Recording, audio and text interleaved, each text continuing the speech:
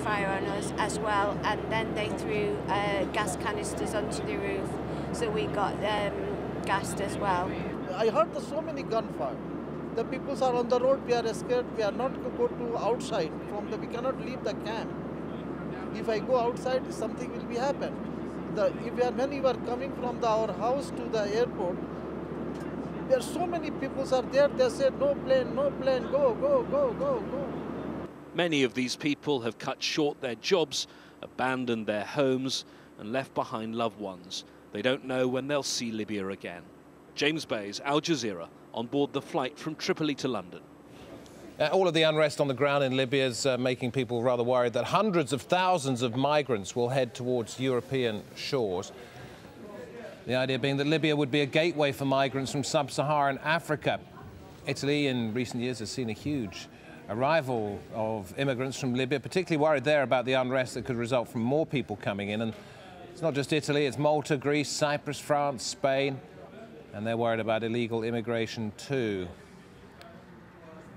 Let's talk to Gemini Pandya from the International Organization for Migration now. Are the European countries right to be worried about this? I think it's very early days to be worried about a mass outflow of migrants or Libyan refugees from Libya to Europe. As you have reported, and what we've seen over the past few days is that actually people are moving across land borders into Egypt and Tunisia rather than going by sea northwards to Europe. And the people who have largely been leaving Libya have been Egyptians and Tunisians going back to their home countries, and other migrants from other nationalities have been leaving in much smaller numbers, but apart from, of course, those people who've been... The concern is not about what's happening now, it's about what may happen if and when Gaddafi goes, that the borders would have no controls over them, and that those people who wanted to get out of other African countries would use Libya as the gateway to the Mediterranean. Well, look, I think you have to look back into history for some kind of an understanding. When Libya was a major transit country for irregular immigration into Europe, at the height of it, which was in 2008, the migrants who left in that year from Libya, there was about 38,000 of them, which is actually a tiny, tiny number in comparison to the number of migrants who come into Europe from other parts of the world and through other routes. Anyway, those figures, actually, there were hardly any Libyans, if at all, leaving Libya at a time when actually it was quite easy for them to do so.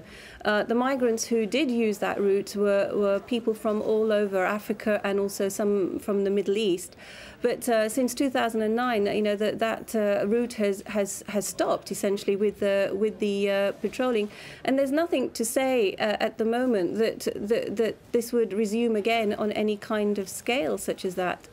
And even I think I think it's at the moment it's important for Europe to actually look not so much at what could happen to Europe in the weeks or months to come, but actually focus its attention on what's actually happening in Egypt and Tunisia, two countries who have themselves undergone a lot of change very recently, who are in transit and who are now seeing outflows not only of their or rather inflows not only of their own nationals coming home, but could also see people from many other nationalities seeking refuge in Nevertheless, in looking their at this from the European perspective, and that's what we asked you on to talk about, if there is a large number of migrants from North Africa, from whichever country they originate, would Europe be overwhelmed, or could it cope? I think the figures that you have been seeing reported in the media of late are widely exaggerated. I don't think you're going to see those kinds of numbers coming at all. And you know, at the end of the day, you have to remember that Libya was itself actually a major destination country for migrants from Africa. They don't necessarily all want to go to Europe. Thank you very much indeed, Gemini Pandya, talking to us about the possible problems of migration or not into Europe. The US President Barack Obama has made his first televised comments on the situation of Libya. Let's go to Patty Culhane in Washington for the latest on reaction there. First of all, from the White House, Patty, then we'll move on to what the United Nations is doing. Barack Obama he condemned what was happening in Libya, but why did it take him so long? Did he admit that he'd been a bit slow in this? No, they're not admitting that, and they'd like to point back to a statement that he released on Friday where he talked about Yemen and also Bahrain, and that what they are saying is now basically the president gave us an indication in his very first comments yesterday. He said the first thing he was worried about were the Americans. We've been hearing that behind the scenes, that they wanted to get the Americans out for fear that they'd be kidnapped. I want to point out they are still stuck at the pier, so that might hold up the administration from taking more steps. And is the United States, in fact, having to do anything for its nationals in Libya? I'm sorry? Just tell us a little bit about the process for those Americans who are living and working in Libya. How's that going? Well, they have a ferry, and apparently they've been stuck because of high seas, and so the ferry is loaded.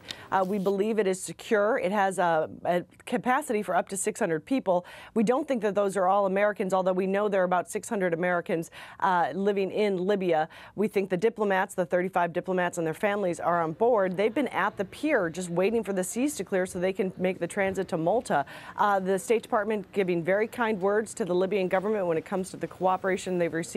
When it comes to the ferry, one of the complications is they tried to get a chartered plane in, and they were denied doing that. And so behind the scenes, what officials have been saying is they really didn't want to push Gaddafi, and they didn't want to push Libya because they were afraid that he would kidnap the Americans, and that would obviously put the U.S. in a very difficult situation. But then they went out and they started speaking about that concern publicly. So there were some critics who said they weren't quite clear on why they would do that if it was really that big of a concern. The British Foreign Secretary, William Hague, was asked about British oil workers in Libya and whether, in fact, he would be sending in the Special Forces Secret Air Service. He said, I don't want to go into that, but, you know, perhaps this sort of thing might be happening. Now, I'm wondering if the Americans might be thinking about doing the same sort of thing, whether they think it's got to that stage yet, where they have to take a covert military action. Well, that's always a possibility, obviously, and that's something that they could be preparing for, and obviously they wouldn't tell us that. This is something that the U.S. is actually quite prepared for. They have teams, they're called fast teams, they're Marines, they rappel into embassies, they have evacuation capability. That is something they can do. We do know that the military has assets in the area. Publicly, though, I've been reaching out to my sources at the Pentagon, and they are saying that they don't have any official requests. Now, that doesn't mean that behind the scenes the covert action isn't being prepared. Of course, that is a possibility. It doesn't mean that they don't have any kind of surveillance over that ferry. I'd be surprised if they didn't, and some sort of contingency plan if it looked like forces were going to move in on those Americans. I think you've seen a bit of more of a level of comfort from government officials now that they feel that they have at least some steps. They have their Americans sort of rounded up and waiting at the pier. So I would be surprised if they don't have some sort of surveillance on that ferry. And of course, that is always a possibility that they could parachute people in. But of course, publicly, they're not going to tell us that. No, indeed. Patty, thank you very much indeed. Mentioned we're going to talk about what's happening at the United Nations. So now live to New York City. Kristen Salumi is there for us. There has been, and there always is, criticism of the United Nations.